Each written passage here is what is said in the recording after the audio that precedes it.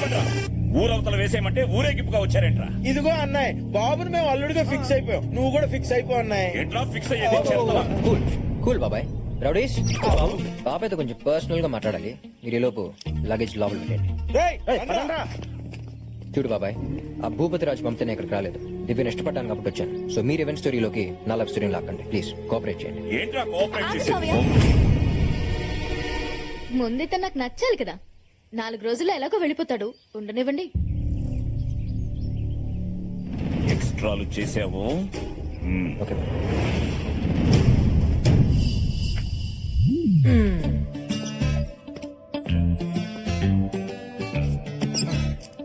ఏంటి అత్తయ్యలు నచ్చానా? నచ్చే ఉంటానులే. అదండి.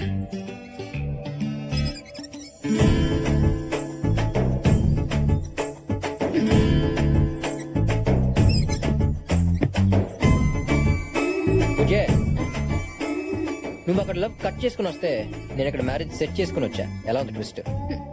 4 రోజుల్లో నేను చెక్అవుట్ చేస్తా. నీ లగేజ్ తో రెడీగా ఉండు. అబ్బో, ఇందాక నుంచి అబ్జర్వ్ చేయలేదు కానీ లంగా ఉన్నీలో బెల్లి సెక్సీగా ఉన్నావే. అన్నాడుము అన్నాడక్క. అబ్బో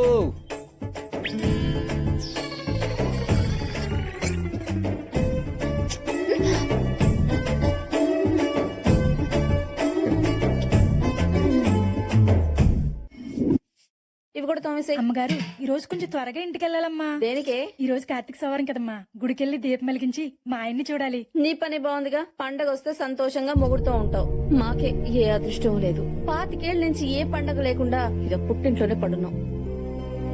ఏ ముహూర్తాన మహాతల్లి పెళ్లి చేసుకు వెళ్ళిపోయిందో గాని అప్పటి నుంచి మన తల్లాతలు ఇదిగో ఇలా ఏడ్చాయి. ఆవిడకే పెళ్లి చేసుకుని బానే ఉంది. ఎవరితోనో లేచిపోయి మనందరికీ మనశ్శాంతి లేకుండా చేసింది. ఏంటత్తలు మీటింగ్ పెట్టారు? ఓ, నా పెళ్లి గురించి ప్లాన్ చేస్తున్నారా? కాదు, నిన్నెలా బయటికి పంపాలని ఆలోచిస్తున్నాం. అబ్బచ్చా, నేను అంతా విన్నానులే గాని అయినా మీరు అత్తలు కాదు, అప్సరసలు. ఇంత అందగత్తులు వదిలేసుకున్నందుకు మీరు కాదత్తా, వాళ్ళు అడవాలి. అందం ఉండి ఏం ప్రయోజనలే బాబు. ఓ పాపిసి దాని వల్ల మా జీవితాలు ఇలా తయారయ్యాయి. ఇప్పుడేంటి మా వెళ్తే గుడికి వెళ్ళకపోతున్నారని బాధపడుతున్నారు అంతే కదా? పిచ్చెత్తలు. పండగ పూట 10 నిమిషాలు గుళ్ళో చుట్టం ఎందుకు? మిమ్మల్ని పర్మనెంట్ గా మీ మొగుళ్ళతో కలిపేస్తా. అప్పుడు మీరు ప్రతిరోజు పండగ చేసుకోవచ్చు. ఏయ్, అనవసరంగా వీళ్ళలో లేనిపోని ఆశలు రేకెత్తించకు. ఇంట్లోకి రానిచ్చాం కదా అని ఇంటి విషయాల్లో తలదూర్చావో తెగిపోద్ది. అలాగే బాబాయ్. అబ్బాయి, అయినా మీరు తలంచుకుని తాళి కట్టించుకుందే వాళ్ళని తలుచుకుని బతకడం కాదత్తా, వాళ్ళతో కలిసి బతకడానికి నేను కలుపుతా. ఏయ్, ఇది నీ వల్ల కాదు. నా వల్ల కాకపోతే ఎక్కడి నుంచి వెళ్ళిపోతాను. నిజంగా వెళ్ళిపోతావా? ఆ? ఈ మాట మీద నిలబడాలి. ఈ కార్తిక్ గడు భూమి మీద కన్నా మాట మీద ఎక్కువ నిలబడతాడు.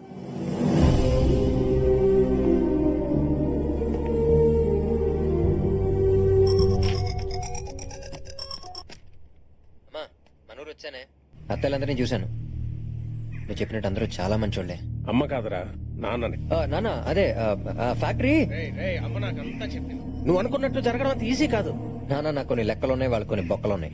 రెండింటినీ క్యాల్కులేట్ చేసి కలిపేస్తానుగా. రే, మేము ఇక్కడికి వచ్చిన కొత్తలో ప్రతి రోజు ఫోన్ చేసి నానా బుద్ధులు తిట్టేవాళ్ళు. నన్ను వాళ్ళు మామూలు టార్చర్ పెట్టలేదు. అవునా? అమ్మాళ్ళ గురించి అంత పాజిటివ్ గానే చెప్పిందే. ఇంత నెగిటివ్ యాంగిల్ ఉందా? అయినా నాన్న నువ్వు ఎప్పుడు చెప్తూ ఉంటావుగా, ఎదుటి వాళ్ళు ఇచ్చింది తిరిగి ఇచ్చేయమని. ఇచ్చేయి. వాళ్ళు పెట్టిన టార్చర్ వాళ్ళకి తిరిగి ఇచ్చేయి. హలో. ఎరా బామ్మర్దే, బ్రేక్ఫాస్ట్ అయిందా? నువ్వా? నీకెంత ధైర్యం నాకు ఫోన్ చేయడానికి? ఫోన్ చేయడానికి కావాల్సిన ధైర్యం కాదురా, ఫోన్. బఫలో బఫలోనా? పిలు. అన్నయ్య, అన్నయ్య, వాడు ఫోన్ చేశాడు అన్నయ్య. ఎవడో? ఆ ఫోన్ చేసిన లైన్ లో ఉన్నాడు. చెప్పు, ఎవడో? మన చెల్లెలు లేపుకెళ్ళి పెళ్లి చేసుకున్నాడే వాడు. వాడెందుకురా ఫోన్ చేశాడు? పేరుకి నాయాల మా నుంచి తప్పించుకోవడానికి అడ్రస్లు మార్చేశావు. అవునరా, అన్ని మార్చేశా. నీ ఫేట్ కూడా మార్చబోతున్నా. నువ్వేంట్రా నా ఫేట్ ని మార్చేది? కూతురు పెళ్లి చేయబోతున్నావుట, జరగదా? లేపుకుపోతాడు. రేయ్, ఎవడ్రా నా కూతుర్ని లేపుకుపోయేది? నా కొడుకు దింపేశా. ఈ పాటికి ల్యాండ్ అయ్యే ఉంటాడు.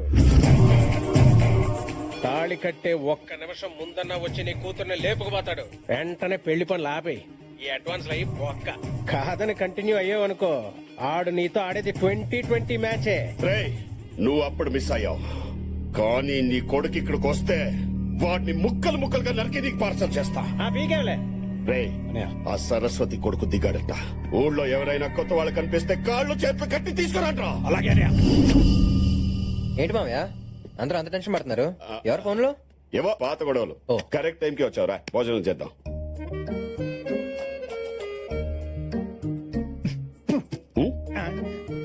ఎలా తిన్నారు మామయ్య అది? అసలు మనిషి అనేవాడు తింటాడు అది? ఏ మాటకు ఆ మాట చెప్పుకోవాలి కానీ మామయ్య, ఆ ఇంట్లో ఆ ఫుడ్ ఆ టేస్ట్ బాబా బాబా ఎంతైనా ఆడాలి చేయదగిలితేనే కదా మామయ్య వంటలు రుచిగా ఉండేది. అవునవును. నిన్న సొరకాయ తప్పలం తాలింపు పెడతంటే ఆ స్మెల్ ఉంది. మా ఆవిడ మీనాక్షి అందులో స్పెషలిస్ట్. దాల్చిన చెక్కేసి ఉండాలి. చేసిందా? అందుకని అంత బాగుంది. ఆ. మొన్న నాటుకోడి పులుసు ఎవరు చేశారో తెలియదు గానీ రుక్మని మా ఆవిడే నాటుకోడి పులుసుకి ఫేమస్. అందులో ములక్కాడేసిందా? వేసే ఉంటదిలే. అసలు ఇదంతా కాదు మామయ్య, పెద్ద తై పట్టించిన పచ్చడి ఉంది. రోట్లో పచ్చడి నూరుతూ ఉంటే నోట్లో నీళ్లు ఊరిపోతాయంటే నమ్మండి. వాళ్ళందరినీ అక్కడికి పంపించి మీరు ఇక్కడ చాలా కష్టపడుతున్నారు కానీ ఆ సారెడ్డి మాత్రం చాలా సుఖపడుతున్నాడు మామయ్య. దేనికన్నా రాసి పెట్టి ఉండాలి. అయ్యా సాంబారు. తిను. ఆయన చూడండి, ఆ సాంబార్లో మంచినీళ్లు కలుపుతున్నాడు, వాడు చెమటలే పడుతున్నాయో దేవుడికే తెలియాలి. నాది అయిపోయింది, మీరు కానివ్వండి. కానీ ఒక్కటి మాత్రం నిజం మామయ్య, ఇంట్లో అన్నీ ఉన్నాయి, ఒక్క ఆనందం తప్ప. అది మాత్రం ఆ ఇంట్లోనే ఉంది. ఏం మాట్లాడుతున్నావు అల్లుడు?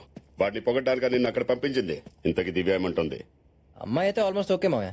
మీ ఇంట్లో వాళ్ళకి పెళ్లి విషయం చెప్పావా? చెప్పా, వాళ్ళు బయలుదేరి వస్తున్నారు. మరి ఇంకేంటి ప్రాబ్లం? అసలు ప్రాబ్లం అది కదా మామయ్య, మా పేరెంట్స్ సంగతి మీకు తెలియదు. మా అమ్మకి పట్టింపులు ఎక్కువ, మా నాన్న కోపం ఎక్కువ. ఇల్లు చూస్తున్నామో లేడీస్ లాగా బోసుగా ఉంది, వాళ్ళు వచ్చి చూస్తే ఏమంటారో నాకు టెన్షన్ గా ఉంది. అరే చిన్న పంతం కోసం పిల్లల్ని వదిలేశారంటే అలాంటి ఇంటి నుంచి వచ్చిన అమ్మాయి రేపు నిన్ను వదిలేదని గ్యారంటీ ఏంట్రా అని అడిగితే నేనేం చెప్పను మామయ్య. అయితే ఇప్పుడు ఏమంటావు? అత్తల్ని తెచ్చేద్దాం మామయ్య. అల్లుడు ఏం మాట్లాడుతున్నావు? మీ వాళ్ళ కోసం ఆ 25 ఏళ్ల పగని పక్క పెట్టి వాళ్ళని ఇక్కడ తీసుకురావాలా? అదే మీ వాళ్ళ ప్రాబ్లం అయితే ఈ పెళ్లి జరగదు. మొత్తం రివర్స్ అయ్యేలా ఉంది. దీనికి ఎందుకు మామయ్య అంత ఆవేశపడతారు? ప్రతి ఊరికి ఒక బైపాస్ ఉన్నట్టే ప్రతి ప్రాబ్లం కి ఒక సొల్యూషన్ ఉంటది. అయితే దీనికే సొల్యూషన్ ఉందో చెప్పు.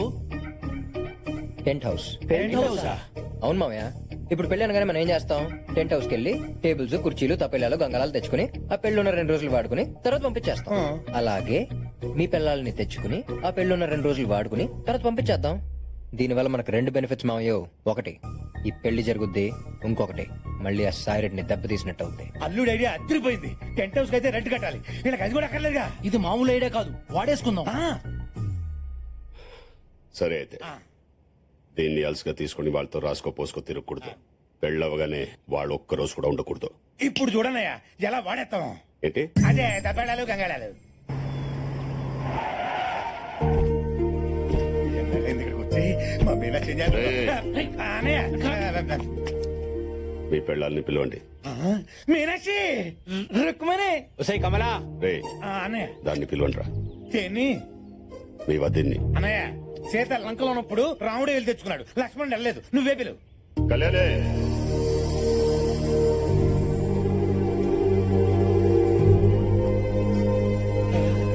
వచ్చింది మీనాక్షి. రుక్మని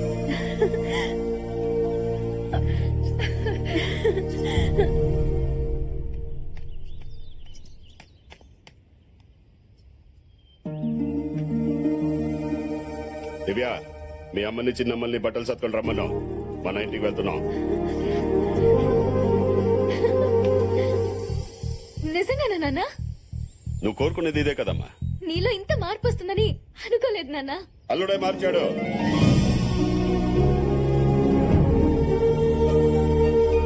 బావా ఆగో, వీళ్ళందరూ మాతో కలిసి ఉండాలంటే నీ కను చూపు కూడా మా ఇంటిని తాక్కూడదు. రే, నీ మీదున్న పగాన్ తీసిగా మర్చిపోను. 7 కొండల వాడికి వడ్డీ ఎలా పెరుగుతుందో నీ మీద నాకు పగ కూడా అలాగే పెరుగుతుంది. ఎప్పటికైనా నువ్వు నా శత్రువే. అన్నయ్య వాడి మాటలేం పట్టించుకోకండమ్మా. మీరిక్కడ నాతో ఉండడం కంటే అక్కడ వాళ్లతో సంతోషంగా ఉండడమే నాకు కావాల్సింది. ఈ రోజు కోసం ఎన్నో ఏళ్లుగా ఎదురు చూస్తున్నాను. మీరెక్కడున్నా ఈ అన్నయ్య ఆశీస్సులు మీకెప్పుడు ఉన్నాయి. వెళ్ళండమ్మా. అయిపోయినాయి నీ అప్పగింతలు. మాకు అప్పగిస్తే మేము తీసుకెళ్లిపోతాం. రామేషి అదేనయ్యా, ఆడవాళ్ళందరూ ఆ బండి ఎక్కమని చూస్తాను. తొందరగా పోనీ, కొందరు తగ్గకూడదు అంతే.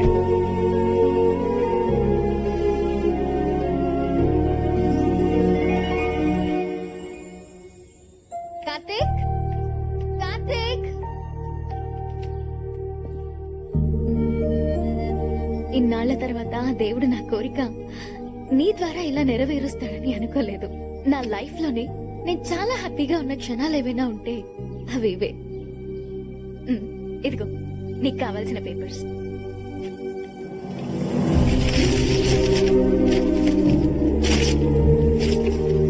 నేను వచ్చింది ఫ్యాక్టరీ కోసం కాదు, మన ఫ్యామిలీ కోసం. మన ఫ్యామిలీయా? అంటే నువ్వు సరస్వతి కొడుకు. అవును బాబాయ్.